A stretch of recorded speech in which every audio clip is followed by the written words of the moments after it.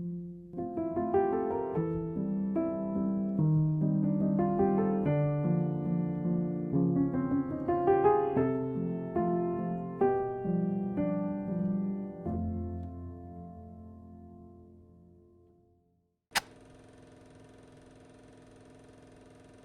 everyone and welcome back to the channel. Actually, a very warm welcome back to the channel.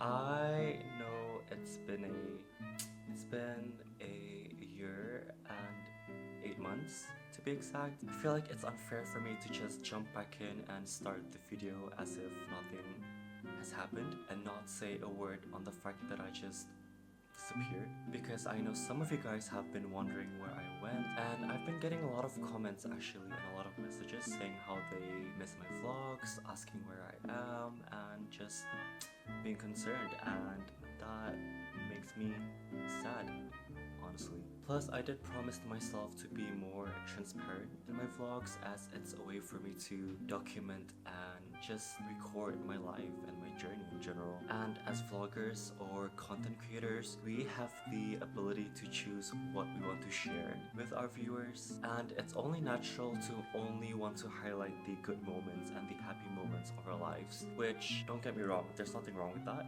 However, I feel like life and reality has its vulnerable moments. My goal is that some of you guys who might be going through something similar can relate and be comfortable in expressing what you're going through as well, and this is a safe space. I'll try to keep it as short and brief as possible because I feel like talking about it is sort of like revisiting an old wound. However, I feel like talking about it also is sort of making peace with it in a way. So back in March 2023, I went through what I can only describe as my lowest point in life. I was consumed and I was overwhelmed with so many things happening all at once, crashing into one another, overlapping one another, and it was just so overwhelming. So first, I had a health scare that got me hospitalized in London for a few days, and at the same time I was struggling with my studies and I wasn't really engaging well with my education,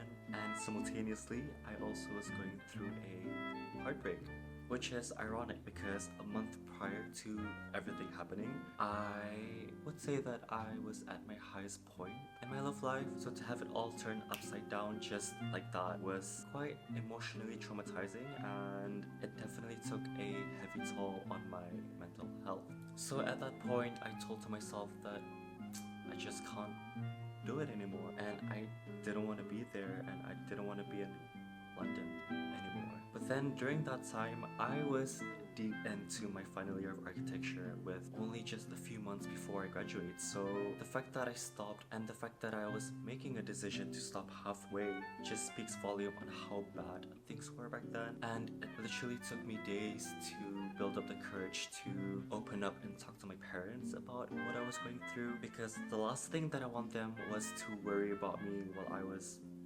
thousands of miles away. However, my mind, my soul, my body, they were all just shutting down, so I had no choice but to tell them that I had just lost myself. Thankfully, I have incredibly supportive parents who was with me throughout the whole process of leaving London. And even that, leaving London was just as costly as arriving. Stopping halfway through my final year was such a risky and expensive decision, which it was, because at that time I felt like I was throwing away a year worth of tuition fees, my accommodation fees, and everything else, which, let me tell you, was not cheap. Even till now, I still carry the burden and the guilt of making that decision. But I remember back then my mom had said something along the lines of, money can come back but a person can't, and that just stuck with me till this day. And I just realized that back then I was being so hard and so cruel to myself when things were already difficult as it is. So then I booked my flight back to Brunei, and between booking that flight to my flight itself, I had a week to pack basically 2 years of my life in London. So I left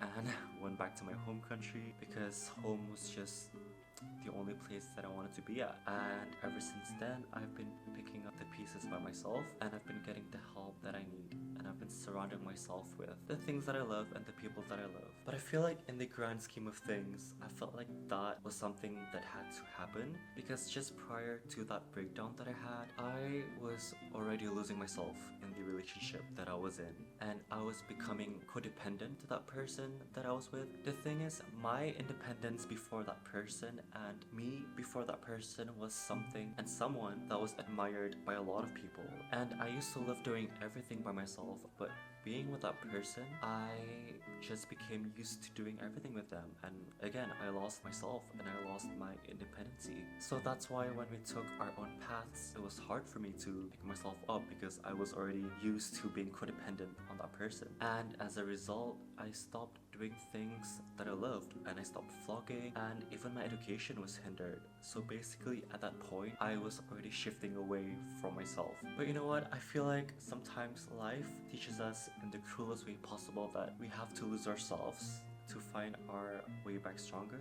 Does that make sense? And that chapter of my life was undeniably painful, but I feel like without that and without experiencing that, I wouldn't have learned the importance of self-love, self-care, resilience, and just being true to myself. And I feel like now that I sit here and talking about this to you guys, I feel like I'm ready to move forward. And the fact that I picked up my camera after a year plus of not vlogging, I feel like that's progress in itself. And I'm so grateful that some of you reached out to me and asked about my well-being, and I just feel so, again, grateful. So thank you from the bottom of my heart for your patience, for your support, and just waiting for me for this day, for me to vlog again. So yeah, enjoy the rest of the vlog.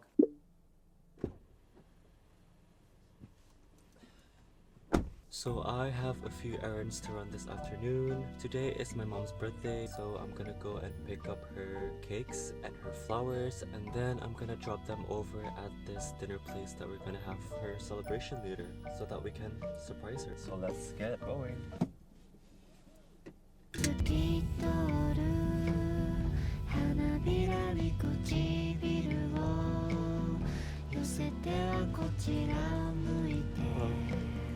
Pick up flowers.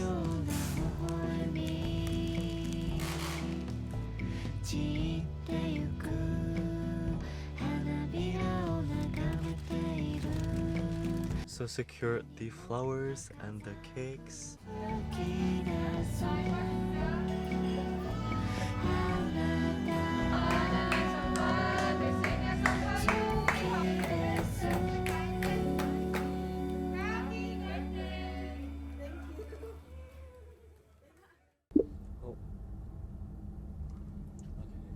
I am making my way to our local Apple store because I am picking up my new MacBook Pro, which I need for my uni soon, and I'll explain more about that later.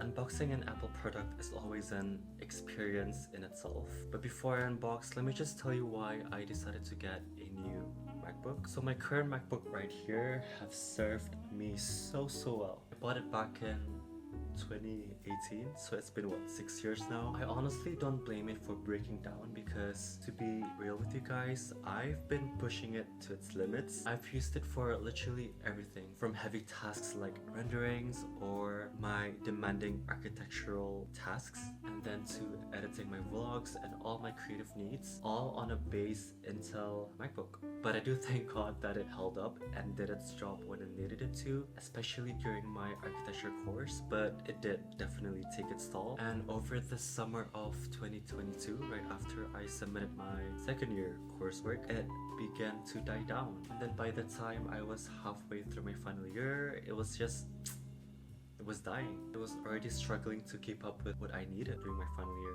And then financially, getting a new one during that time just wasn't feasible, and fixing it also wasn't a viable option because the RAM and the specs just wasn't enough for what my course needed.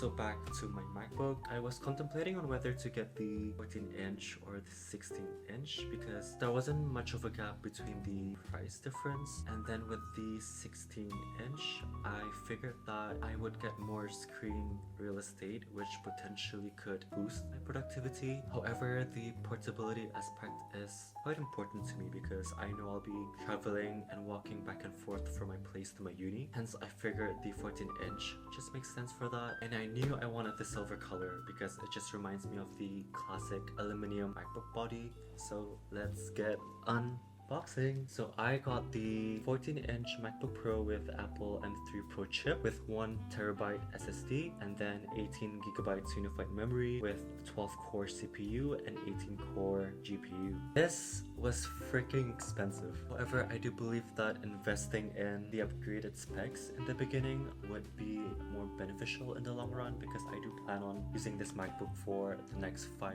to 6 years of my life. Not just my uni life, but also my career. So I think investing in this just makes sense, even though it's painful to pay that price. Let's open this.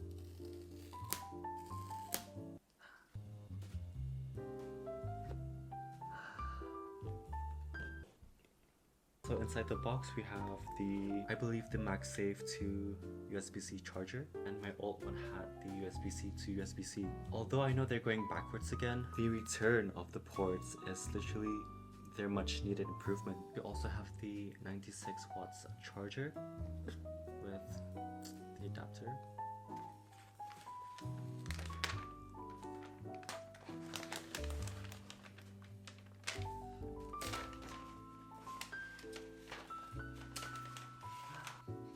Smells like apple.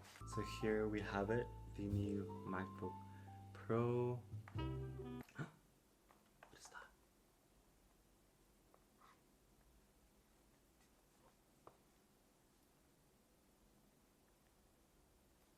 It's just my fingerprints.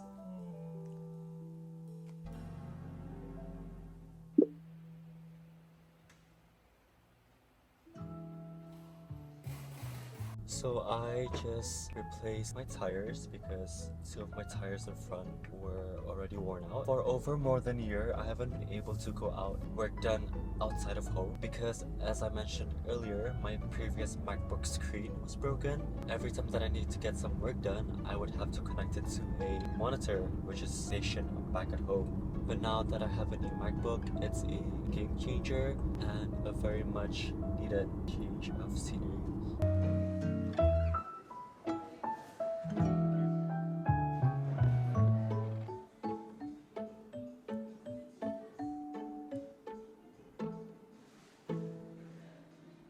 So last night I didn't really get much sleep, and then I had to wake up early this morning to run some errands. Literally right after the errands, I just went straight back home and tried to get more rest and more sleep. However, I woke up feeling so sore, hence why now I am getting a massage. In fact, I'm already here. I'm just waiting outside because I'm a bit late to my appointment. And then right after the massage, we are having Korean for lunch. I am meeting with a good friend of mine.